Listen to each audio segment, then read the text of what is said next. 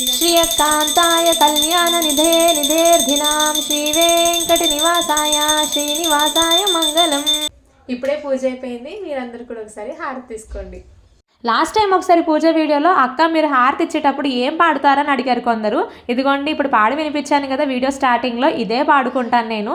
ఏ పూజలో అయినా సరే నేను వెంకటేశ్వర స్వామి వారికి అందరి దేవుళ్ళకి మనసులో హారతి ఇస్తున్నట్టుగా భావన చేసుకుని ఇలాగ హారతి అయితే ఇచ్చుకుంటాను.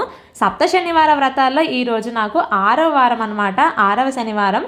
ఈ కొత్త సంవత్సరంలో మొదటి వారం అనుకోండి. పాపం కొందరికి సప్త శనివారం వ్రతం పొద్దున్నే చేసుకోవాలని కోరికగా ఉన్న వాళ్ళు చేసే జాబ్ టైమింగ్స్ని బట్టి మార్నింగ్ చేసుకోవడం కుదరదు, మాకు ఈవినింగ్ చేసుకోవచ్చు అని అడుగుతున్నారు.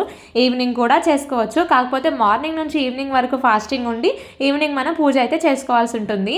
ఏవైనా హెల్త్ ప్రాబ్లమ్స్ ఉన్న వాళ్ళు మాత్రం మీరు ఫాస్టింగ్ ఉండాల్సిన అవసరం లేదు. సబ్స్క్రైబర్స్ అందరూ చెప్తూనే ఉంటారు అక్క మీరు పూజా విధానం చాలా సింపుల్గా ఈజీగా అందరికీ అర్థమయ్యేలా చేస్తారు అక్క అని. నిజానికి నేను అలా చేసుకుంటాను కాబట్టి మీకు అలా చెప్పగలుగుతున్నాను.